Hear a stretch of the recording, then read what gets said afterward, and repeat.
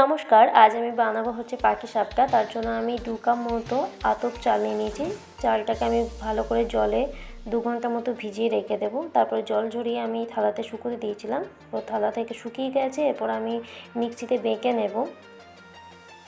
দেখো বাটা হয়ে গেছে, একদম গুঁড়ো হয়ে গেছে। এরপর আমি ক্ষীরের পুর করব।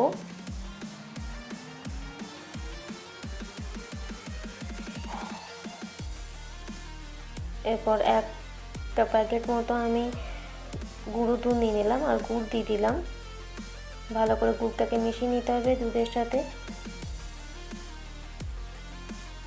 তখন অনেকটা ঘন হয়ে গেছে।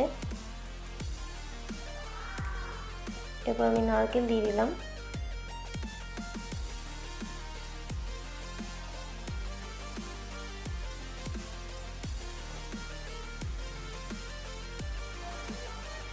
নারকেলের পুরটাকে ভালো করে রেডি করে নিতে হবে।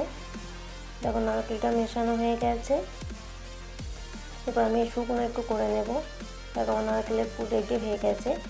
এরপর আমি একটা ব্যাটার বানাবো।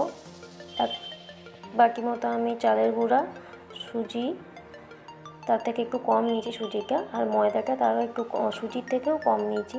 এরপর নুন, এরপর অল্প চিনি, ভালো করে এটাকে মিশিয়ে নিতে হবে।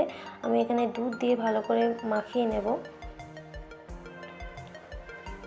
প্রথমে 1 কাপ মতো দুধ দিয়ে, পুরো অনেকটা দুধই লাগলো আমার এখানে। এরপর পাটিসাপটাটা আমি প্রথমে ঘিয়ের গুলিয়ে তারপর আমি ব্যাটারটাকে দিয়ে দিলাম।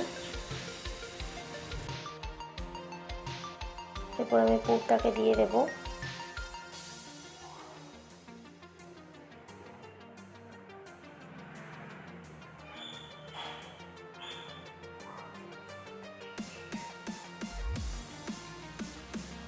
মকর সংক্রান্তির দিনে পৌষ পার্বণে পিঠেটা অবশ্যই খেতে হবে, তাই আমিও বানিয়ে নিলাম বাড়িতে। তোমরাও বানিও।